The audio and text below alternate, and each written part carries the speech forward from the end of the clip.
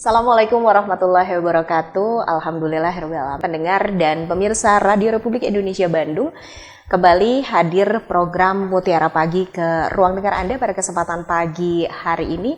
Tentunya saya Widya Perdani akan memandu program Mutiara Pagi ini bersama narasumber kami, Ibu Ustazah Yuyu Sri Rahayu. Dan pada kesempatan kali ini kita akan mengupas satu topik menarik berkaitan dengan oleh-oleh.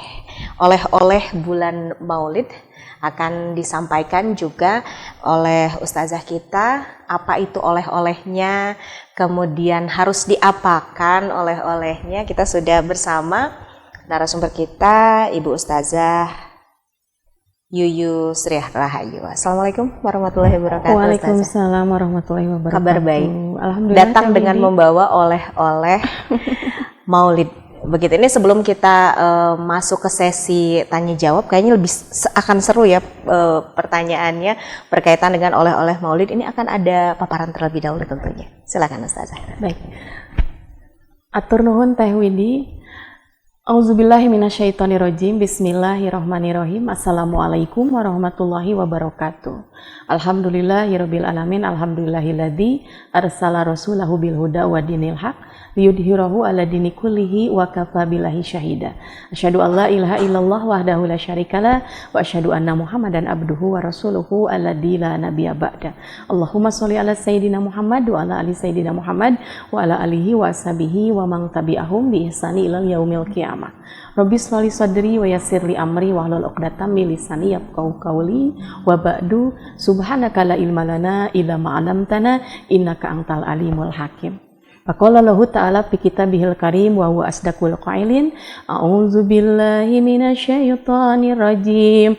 Bismillahirrahmanirrahim. Laqad kana lakum fi rasulillahi uswatun hasanah liman kana yarjullaha wal yaumil akhiri wa dzakarallaha katsira. Wa qala aidan innallaha wa malaikatahu yusholluna 'alan nabi ya ayyuhallazina amanu sallu alaihi wa sallimu taslima. Shadaqallahul adzim al-ayah. Alhamdulillah pemirsa setia Mutiara Pagi RRI Bandung dimanapun Anda berada, kita kembali dipertemukan dalam keadaan sehat walafiat lahir batin. Hari ini alhamdulillah kita masih berada di bulan Rabiul Awal, bulan kelahiran dari Rasul kita Muhammad SAW. Bagaimana tadi yang disampaikan Teh Widi bahwa temanya itu oleh-oleh Maulid. Tentu kita berbahagia, kita berbangga bisa hadir kembali di bulan ini, yaitu bulan yang begitu sangat banyak keistimewaannya. Di antaranya bulan ini istimewa adanya kelahiran satu manusia yang paling terbaik, yaitu Nabi Muhammad SAW. Yaitu beliau dilahirkan di bulan Rabiul Awal di tanggal 12 hari Senin di tahun 571 Masehi. Itu merupakan salah satu kebahagiaan yang amat sangat besar sekali untuk kita umatnya, karena beliau yang bisa membawa yang tadinya dari masa jahiliyah gelap gulita bisa menjadi terang benderang, bisa menjadi benar, bisa menjadi baik, dan itu merupakan salah satu kebahagiaan dan yang harus kita banggakan sebagai umatnya dari Rasulullah Muhammad SAW. Di samping itu juga keistimewaan di bulan Maulid ini juga pada zaman dahulu paman dari Nabi itu yaitu Abu Lahab, beliau dia itu ikut gembira gitu ya dengan kelahirannya Nabi Muhammad itu. Maka walaupun dia tidak mengikuti risalah yang dibawa oleh Rasulullah, tapi karena pada zaman dahulu Abu Lahab itu ikut bergembira saja menyambut kelahiran dari Nabi Muhammad, maka pada hari Senin, setiap hari Senin Abu Lahab itu diringankan siksa nerakanya oleh Allah Subhanahu wa taala gitu ya. Nah, maka dari itu apalagi kita gitu ya selaku umatnya yang betul-betul memang begitu sangat berbangga, berbahagia, maka kita harus betul-betul mengikuti, meneladani apa-apa yang beliau sampaikan atau beliau ajarkan kepada kita, yaitu risalah yang dibawanya. Nah, di sini hari ini alhamdulillah saya akan sedikit mengajak kepada pemirsa setia Mutiara Pagi RRI Bandung dimanapun Anda berada untuk meneladani, untuk mengikuti apa-apa yang menjadi tuntunan dari Rasulullah, yaitu akhlak beliau yang harus kita terapkan dalam kehidupan kita sehari-hari gitu ya. Sebagaimana tadi di dalam ayat suci Al-Qur'an disampaikan bahwa beliau itu mempunyai akhlak budi pekerti yang amat sangat mulia. Laqad kana lakum fi Rasulillahi uswatun hasanah. Bahwa telah ada dalam diri Rasulullah itu suri tauladan yang baik, dan itu diperuntukkan hanya bagi orang-orang yang beriman kepada hari akhir dan juga senantiasa selalu mengingat kepada Allah gitu ya. Nah, maka dari itu sekarang yuk kita sama-sama apa saja sih akhlak dari Rasulullah yang harus kita teladani, yang harus kita terapkan dalam kehidupan kita sehari-hari sebagai oleh-oleh dari Maulid ini gitu ya. Pada zaman dahulu itu cucu dari Rasulullah yaitu Husain, putra dari Ali bin Abi Thalib, dia itu bertanya kepada ayahnya, "Wahai Abi, coba ceritakan kepada kami," gitu ya, cucu-cucu Nabi itu bertanya bahwa seperti apa sih akhlak dari kakek itu gitu, akhlak dari Rasulullah itu. Kami ingin tahu dan kami ingin meneladani dan kami ingin mengikuti apa yang dilakukan atau dikerjakan oleh kakek pada saat itu gitu ya. Nah, maka dari itu Ali bin Abi Thalib pun menceritakan hal tersebut kepada anak-anaknya, yaitu khususnya kepada Husain. Yang pertama, kata Ali bin Abi Thalib, bahwa Rasulullah itu mempunyai sifat yang dinamakan dengan Daimal Bisri.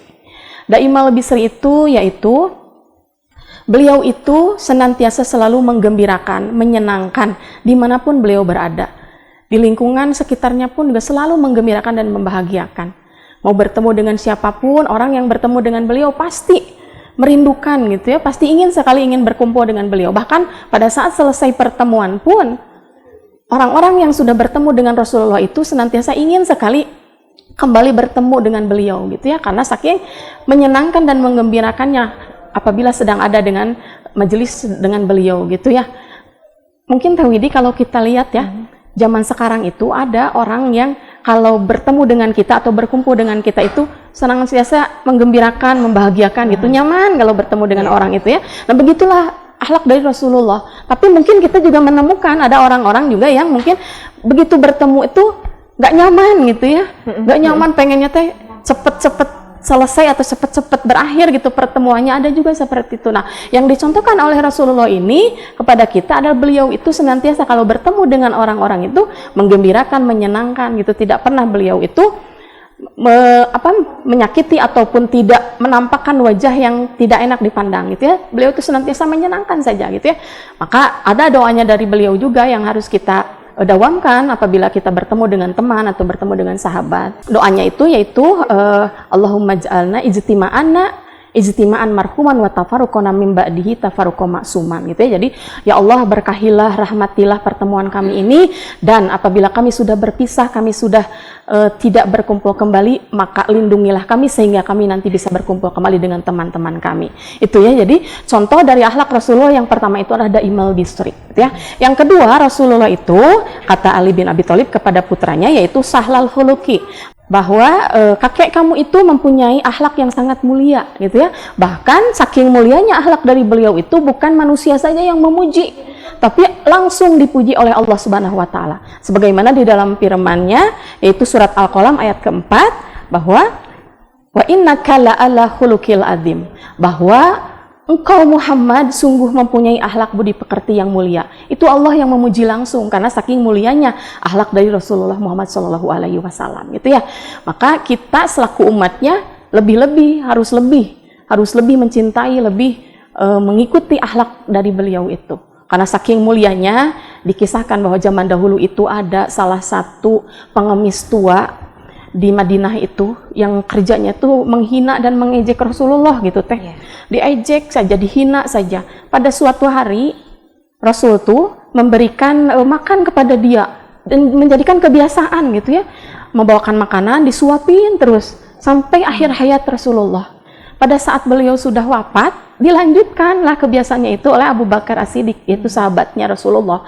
Ternyata beda sekali tangan Rasulullah dengan tangan Abu Bakar pada saat menyuapi pengemis tua tersebut. Akhirnya dia bertanya, lah kenapa kok ini suapannya beda banget gitu ya dari tangannya gitu, dari cara memberikan makanannya gitu. Akhirnya Abu Bakar menceritakan bahwa Rasulullah yang senantiasa menyuapi kamu, memberikan kamu makanan itu sudah wafat. Aku hanya meneruskan gitu ya. Akhirnya dia tersadar, oh ternyata yang aku hina, yang aku ejek, yang aku rendahkan itu ternyata dia yang senantiasa selalu memberikan aku makan, kata si pengemis tersebut. Akhirnya dia masuk ke dalam Islam. Itu saking mulianya akhlak dari Rasulullah gitu ya. Orang yang menghina saja tidak beliau balas, melainkan beliau balas dengan kebaikan-kebaikan gitu ya. Itu yang kedua. Yang ketiga yaitu lainal zanib, bahwa Rasulullah itu memiliki akhlak, punya hati yang sangat lembut sekali, tawadu gitu ya. Beda dengan kita, punya kelebihan sedikit, kadang kita mah langsung sombong, langsung tinggi hati gitu ya. Kalau main tinggi-tinggian, kalau main sombong-sombongan, mungkin yang berhak untuk sombong itu adalah Rasulullah. Tapi beliau itu tidak seperti itu. Tapi justru beliau menganjurkan atau menyarankan kepada kita, mengajarkan kepada kita berakhlaklah yang baik, rendah hati, tawadu gitu ya. Bahkan saking tawadunya beliau, tidak pernah beliau itu menyakiti hati orang lain gitu ya, karena saking menjaganya perasaan dari orang lain. Tawadu, tidak sombong gitu ya, semuanya itu betul-betul mencontohkan akhlakul karimah yang begitu sangat mulia. Dan yang keempat, akhlak dari Rasulullah itu adalah wala ayyabin, yaitu lisan beliau itu tidak pernah mencela atau menyakiti hati orang lain gitu ya. Jadi senantiasa terjaga sekali. Bahkan dikisahkan dalam salah satu kisah, pada zaman dahulu, pada saat beliau Rasulullah itu sedang berkumpul dengan para sahabatnya, datanglah seseorang yang dikenal pada saat itu adalah orang yang miskin sekali.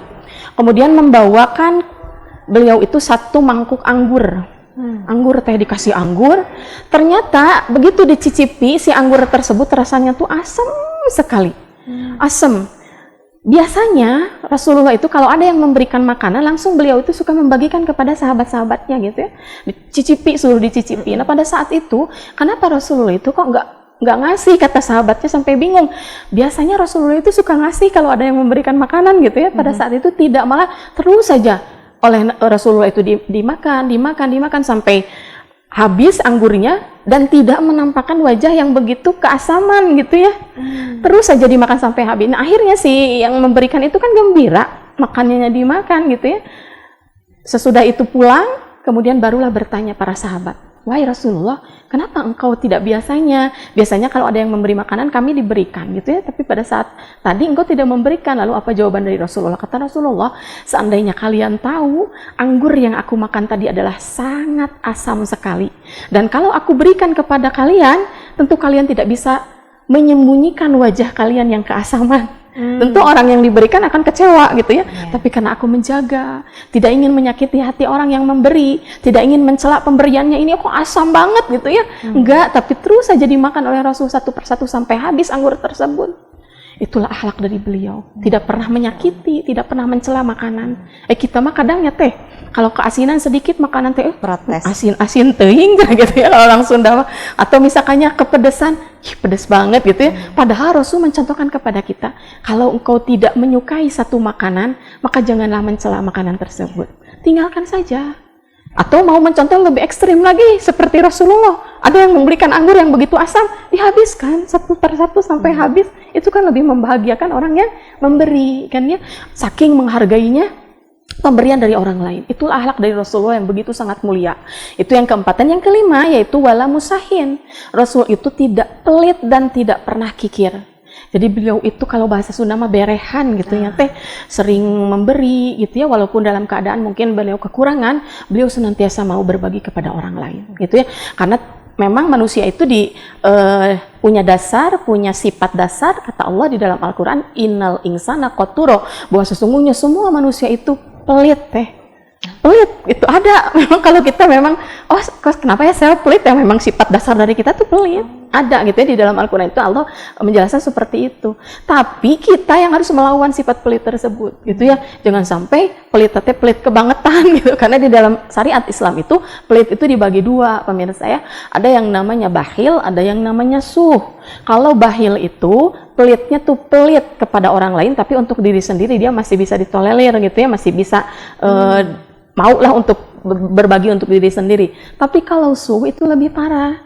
Karena suh itu pelit untuk diri sendiri dan pelit juga untuk orang lain gitu ya. Contohnya misalkannya dalam suatu majelis taklim nih, ibu-ibu kan biasanya suka rihlah nih teh ya, rihlah piknik ke suatu tempat gitu ya.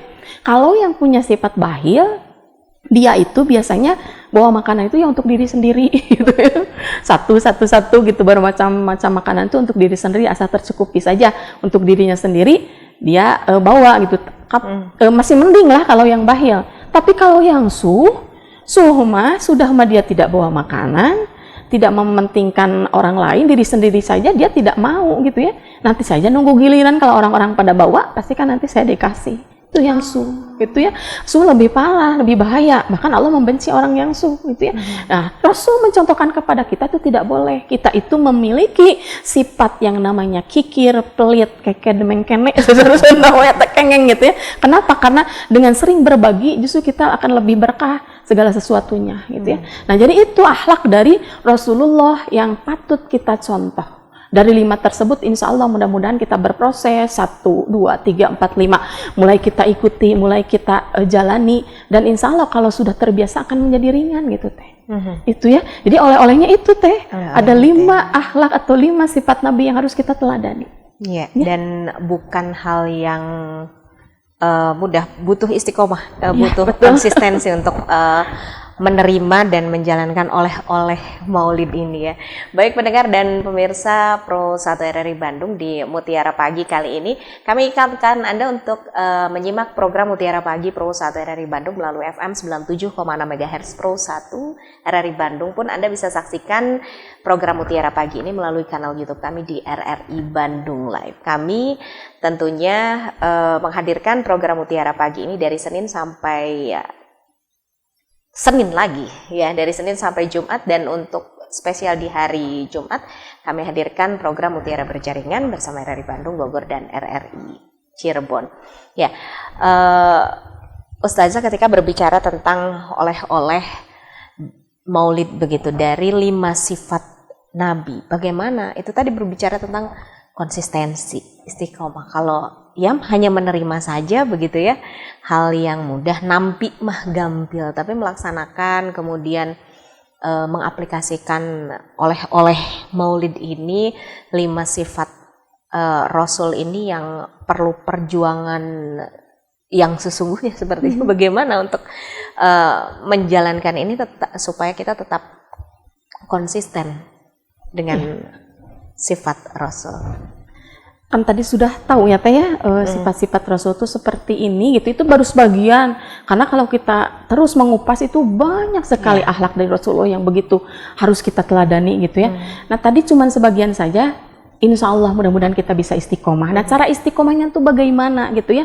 Kita kalau ingin istiqomah tuh dibibita, saur Sunda mah teh dibibita ku ayat suci Al-Qur'an, saur Allahnya dino Al-Qur'an teh kan seperti ini. Qalu rabbunallaha sumastaqamu tatanazzalu alaihimul malaikatu alla tahab wa la tahzanu wa absyiru bil jannati lati kuntum tu'adun gitu ya.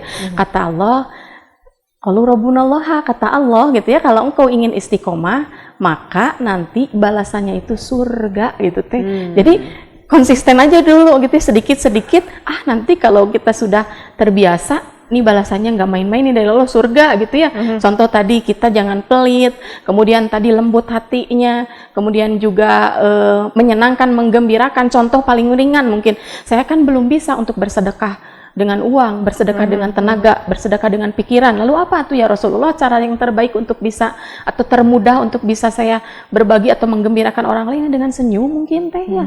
Senyum aja istiqomah gitu. Istiqomah senyum. Kalau ketemu orang senyum gitu ya, ketemu dengan orang gitu senyum, asal jangan senyum nggak ada lawan gitu. Kalau ada lawan, ada temannya, insya Allah itu bisa menjadi hal kecil dulu, menjadikan kita istiqomah, menggembirakan, menyenangkan. Oh ketemu orang teh senyum gitu kan, orang juga kalau lihat kita pakai besar gitu, oh auranya kok bagus banget ya, tiap ketemu teh belum kenal tapi udah bagus gitu ya. Rasul itu seperti itu kan. Beliau itu ditegur malah sama Allah waktu beliau pernah bermuka masam gitu ya. Maka turun ayat di dalam Al-Quran itu abasa wa tawalla, wah yang bermuka masam nggak boleh muka masam gitu. Maka itu juga jadi contoh untuk kita. Mungkin belajar dari yang kecil dulu, minimal senyum dulu mungkin ya, itu. Jadi jangan perangat-perangut tepara rubuh. Iya betul gitu teh ya. Karena kita nggak pernah tahu apa yang sedang terjadi. Misalnya tiba-tiba, kenapa Ustazah teh biasanya juga senyum-senyum, tapi kok ini perangat-perangut.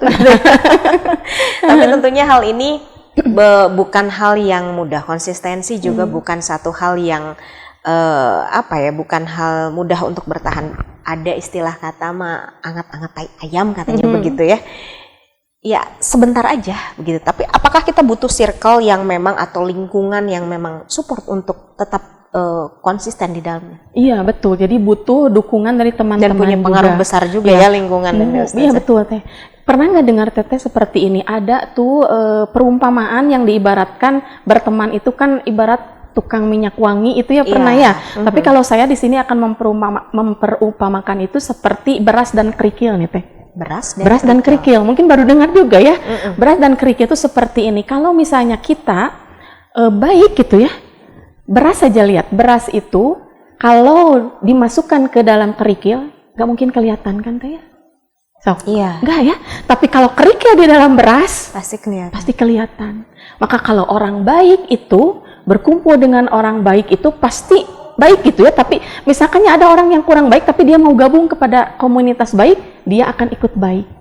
Dan harganya pun akan ikut mahal. Tapi kalau orang baik masuk ke dalam circle yang kurang baik, tidak akan terlihat kebaikannya. Kan kalau di dalam pasir beras nyempil satu, nggak akan kelihatan.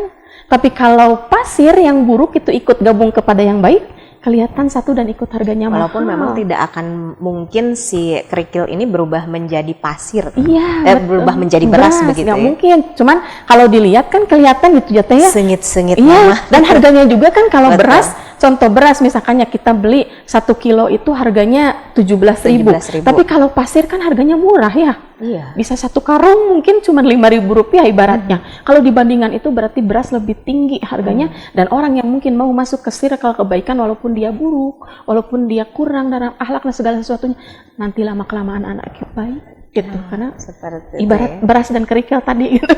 Jadi jangan pernah merasa jelek, buruk diri kita buruk ketika memang sudah ada di lingkungan yang baik begitu ya. Karena yaitu tadi mutiara dimanapun akan tetap jadi mutiara. Walaupun tidak terlihat begitu ya. Dan tadi itu juga bahwa beras itu tidak akan pernah jadi kerikil, begitupun kerikil tidak akan pernah jadi beras walaupun memang ada di tempat yang tidak semestinya begitu ya Ustazah.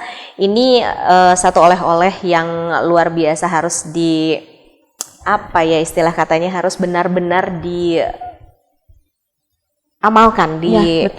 diaplikasikan kepada kehidupan sehari-hari untuk melatih diri begitu. Mungkin di sesi obrolan akhir kita ada yang ingin disampaikan, kesimpulan yang disampaikan dari oleh-oleh Maulid ini, Ustazah. Ya. Baik pemirsa setia Mutiara Pagi RRI Bandung dimanapun Anda berada, tadi dari akhlak Rasulullah yang 5 tadi patut kita amalkan yang paling utama. Karena kalau kita dapat ilmu sedikit apapun, sebagaimana sahabat zaman Rasulullah dahulu, kalau dapat ilmu langsung diamalkan. Rasul itu memang sudah tidak ada ya pemirsa, tapi risalahnya tetap kita jalankan dan beliau itu terjaga oleh Allah Subhanahu wa taala. Maka di bulan yang mulia ini, di bulan Rabiul Awal ini, salah satu amalan yang bisa kita kerjakan adalah perbanyak sholawat. Sebagaimana tadi di surat Al-Ahzab ayat 56 bahwa Allah berfirman, innallaha wa malaikatahu yusholluna 'alan nabi ya ayyuhallazina amanu shollu 'alaihi wasallimu taslima. Bahwa di sana dijelaskan bahwa sesungguhnya Allah dan para malaikat itu bersolawat kepada nabi. Bentuk solawat Allah kepada nabi itu adalah pujian. Allah itu sangat memuji Nabi itu. Kenapa? Karena beliau itu berakhlakul kalimah yang sangat bagus gitu kayak dipuji langsung oleh Allah. Dan yang kedua itu malaikat juga ikut bersolawat kepada Nabi. Kenapa ikut bersolawat? Karena mereka pun juga mengagungkan kemuliaan dari Nabi, itu ya. Dan yang terakhir yaitu kita umatnya, ya ayyuhallazina amanu, dan di sini yang disuruh oleh Allah itu orang-orang yang beriman saja. Yang disuruh oleh Allah untuk bersolawat kepada Nabi. Kenapa kita harus bersolawat kepada Nabi? Karena Nabi yang memberikan kita cara-cara untuk berbuat baik, cara-cara untuk ibadah. Ya salah satunya kita membalas kebaikan dari Nabi itu ya bersolawat, gitu ya. Dan kita harus yakin bahwa Allah menyiapkan satu malaikat yang akan menyampaikan solawat-solawat kita kepada beliau. Yakin itu ya. Jadi insya Allah kalau kita sering bersolawat, apalagi di bulan Rabiul Awal ini, kita akan mendapatkan syafaatul ujma dari beliau di yaumil akhir nanti, gitu ya. Jadi di sini bukti bahwa Allah, malaikat, dan kita pun selaku umatnya bersolawatlah kepada Nabi. Momen-momen teristimewa ini manfaatkan oleh kita sebaik-baiknya, gitu ya. Nah, jadi banyak sekali di Maulid ini sebetulnya yang bisa kita kupas, gitu ya. Tidak hanya akhlak Nabi, tidak hanya keistimewaan Maulid, gitu ya. Bahkan Nabi itu saking istimewanya, Allah itu memanggil beliau itu tidak nama. Kalau kepada Nabi itu, yang lain itu, Allah itu memanggilnya itu dengan nama. Ya Musa gitu ya, ya Isa gitu ya, di dalam Al-Quran itu banyak. Langsung memanggilnya itu dengan namanya. Tapi kepada Nabi, kepada Rasulullah, Allah itu menggunakan lafaz, ya ayuhan Nabi gitu. Wahai Nabiku.